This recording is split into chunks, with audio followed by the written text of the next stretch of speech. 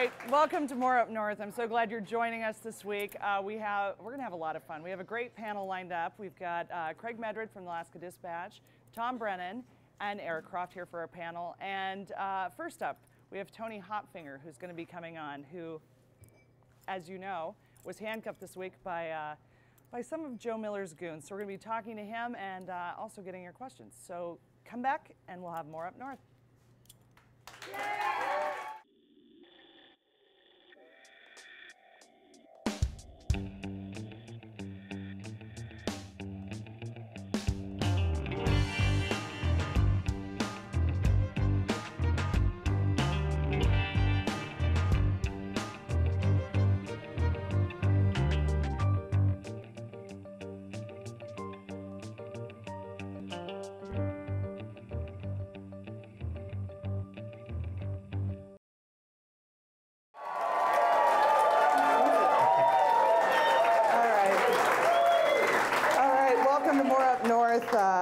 Thank you so much for joining us. I'm really happy that Tony Hopfinger was able to come in and be here for our interview. He's a journalist, co-founder, and editor of the Alaska Dispatch, and recently spent some time in Joe Miller's brig, so to speak. He had an interesting week. For people that, I don't know, are living in caves with the Taliban right now, can you talk a little bit about what happened and just update people a little bit? Sure, where do you want to start? Well, you've been asking Joe Miller some questions about his former employment, and you went to his town hall meeting that was a public event at a public school on Sunday. Yeah. And then? Well, I started asking him some questions at the front of the auditorium when the thing was breaking up, and so when I asked my first question, he just sort of looked at me and then started walking away, and I followed him. That's, you know, sometimes we have to do that. Asked him the question again. We were then like in the school hallway. The first question was he on the verge, or had he been on the verge of being fired from the Fairbanks North Star Burl? And he said no. So along this way, he's actually interacting with me as we're walking along.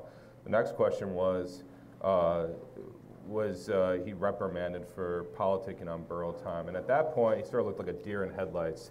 And there's people all around us that sort of kind of came in along in the hallway, and he either pivots, or according to the police report, it looks like he said something to the security guard, like gave him a look. We just got the police report today. And he started going another direction, and suddenly I got like these security guys around me, and you know, the Joe Miller supporters and whatnot, and started being tossed around a little bit, and then the cuffs were put on. How many security guards? 3. Were any of them dressed like an Indian, or a Navy guy, or a cowboy, or what? I don't even know what the village people are. I find it very strange a grown man in Alaska who's running for political office spends so much time with security, whether it be at the Captain Cook or at the Mr. Egan Miller, Center. I think, is, you know, he was serious about when he said he doesn't want to talk to the media anymore. So I guess he's got his muscle now, and he wasn't kidding around when he drew that line in the sand. Well, you know, but this isn't new. When the Republican convention happened that he was trying to oust Randy Rudrick, he showed up with security, with the little curly things in their ear and the Eric Estrada sunglasses, and they're all walking in. And he's 3 people short of the village people right now. And I don't know if that has anything to do with it. And it's okay, Joe, if it does. I'm okay with that, because I'm a Democrat. But the way that they've drawn the line, and this is the drop zone. We've learned more about them this week. They're a curious bunch. Don't they have their shop right around here? Yeah, it's right across the street. And I know they have scopes. Might get some combat boots or something for the staff when they... It's so interesting to me, like just the uber militant groups that they're involved with Norm Olson, formerly of the Michigan Militia, now of course the Alaska Militia. He got chased out of Michigan for being too radical after the Timothy McVeigh incident, and lives here in Alaska now. They have connections with him. They hired military people. I mean, the people that were cuffing you and around you, some of them were active military. Yeah, the active military guys weren't so bad. It's this guy Fulton. He's the issue here.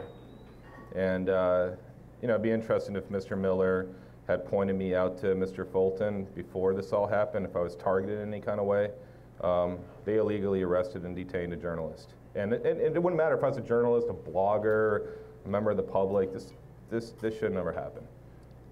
Well, that's absolutely. I remember when Amy Goodman of Democracy Now! Was detained, and arrested because she was out of the free speech zone as a journalist a couple of years ago. And it happened to be the same weekend that it came out that Bristol Palin was pregnant, so no one noticed. But people that did were just like, this is outrageous what's happening to the press.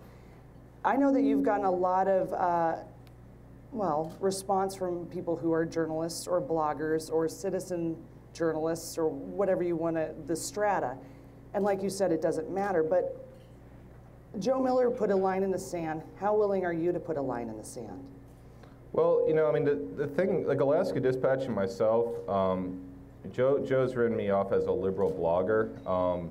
Not that there's anything wrong with that. I want to be real clear. I voted like once or twice in my life. I take pretty seriously what I do. I'm pretty passionate about what I do. It's not driven by ideology or politics. And for those of us So you don't vote? No. I've only voted once or twice in my life. That's it. When there's someone worth voting for, I'll vote for him.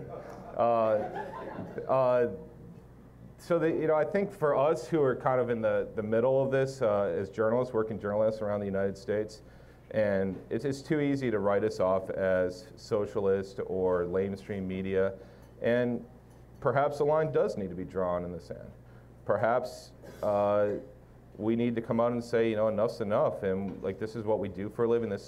You can't just run away and not answer questions when you're a candidate or a politician, but that's unacceptable. And we got to have some backbone, and I think journalists have not had enough backbone on this whole issue.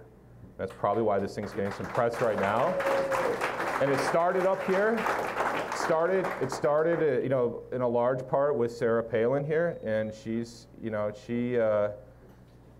driven this conversation, the mainstream media, and this sort of approach to politics and not having to answer questions. And it's frustrating. Well, if you're pretty and you wave, you don't have to answer. I think it's part of the bedrock philosophy of that. But, I heard a lot of people, and I know you did too, after Sarah Palin got vetted by the press to a certain extent, after her nomination, was the press in Alaska completely asleep about this woman?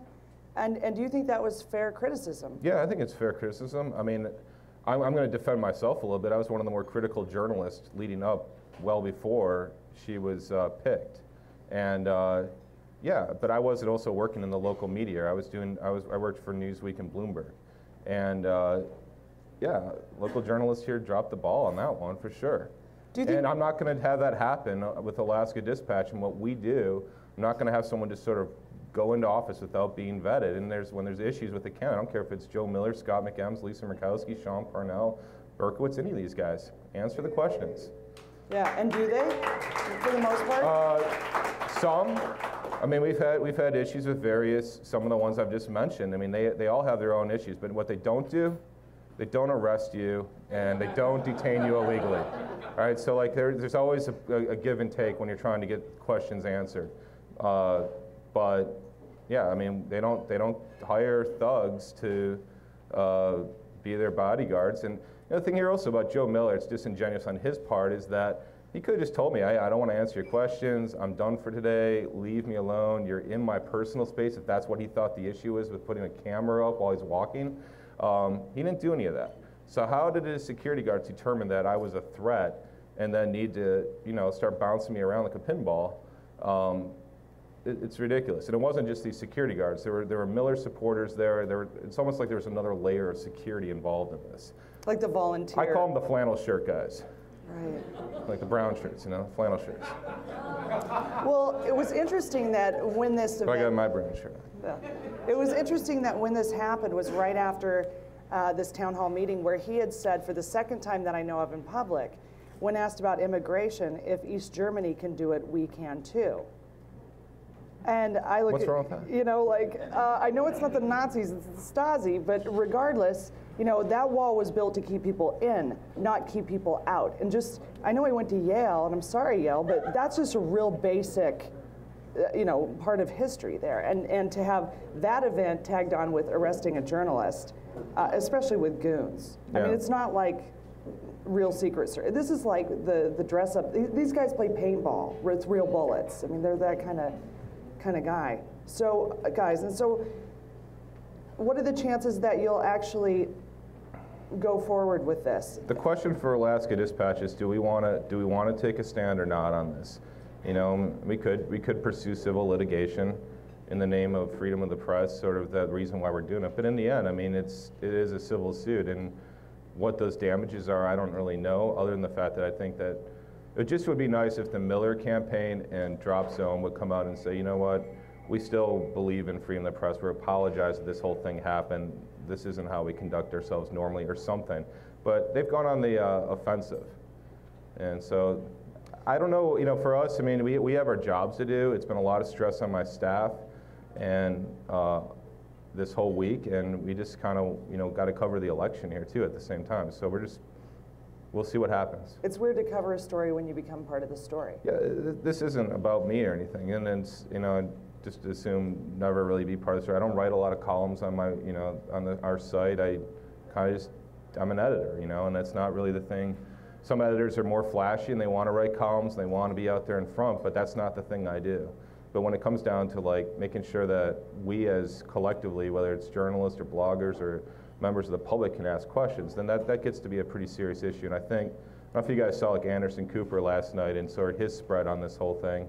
Pretty interesting at just how this fits into other candidates around the country and their tactics they're taking and not answering the questions. Right, it's definitely a nationwide trend right now, and usually the Tea Party candidates.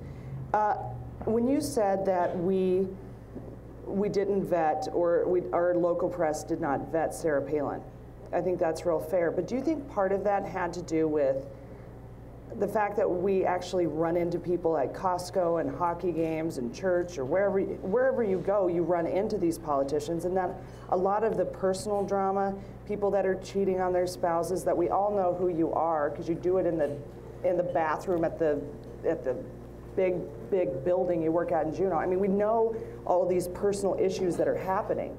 Everybody knows. But we don't talk about them the way that you would maybe if it was happening in Juneau. Sarah Palin was a different period of time. In fact, my wife, Amanda Coyne, and I are working on a book right now that highlights a major part of this sort of time when Sarah leapt on the national stage, and part of that is when she ran for governor. You know, at that time, you had the FBI investigation that became public in late August, early September of 2006. You had a lot of animosity against Frank Murkowski. There were just a lot of different factors going in there. Where's that at right now? And I think the press was distracted, and the downsizing of the press had started at that point too. When you talk about vetting Sarah Palin, where was the press and some of the issues that came up in the corruption investigation? You got all these reporters down in Juneau. What are they doing? Why aren't they going out to the bar like we used to and seeing what our politicians are up to? Right, seeing who they're sitting with. Yeah, they prefer just to go to hearings and take notes and call it a day. I mean, that is a gripe I have with the press in Alaska. Well, and it's true. I mean, I've walked into a bar in Juneau and seen, you know, 3 lobbyists sitting with one guy, and he's got 3 plates in front of him. You know, and you're like, wow, really, dude? And who's these lobbyists? How are you going to vote again? You know, and that just, yeah, sadly, that's what it's been. Thank you for asking the questions. And hopefully you'll be able to draw your own line, because you're not just drawing it for yourself. You're drawing it for anybody who wants to ask questions, whether they're a writer or not. I see you got some props here, and we can start wearing these around. We could go that route. We got our taser here. Yeah, don't tase me, bro. Really. Yeah. No, it works. And so we can like clip all this on when we go out into the field and do our jobs. Yeah, I'm actually thinking that we need a Second Amendment journalist task force, and maybe, hey, you know, I don't know how it's working out with Levi Johnston. This would have helped out a lot. Yeah. I would have gotten some answers from Miller with this. Oh my. Hey, if Tank Jones isn't so busy running the Wasilla, maybe he'll show up as your bodyguard next time who knows? you go to I was thinking the Hells questions. Angels would be good for us. You know what? I bet they'd do some work for you. Yeah. They live in Spenard. It's perfect. Yeah. Thanks for joining us, Tony Hopfinger, Alaska Dispatch. We'll be back with our panel. You're awesome.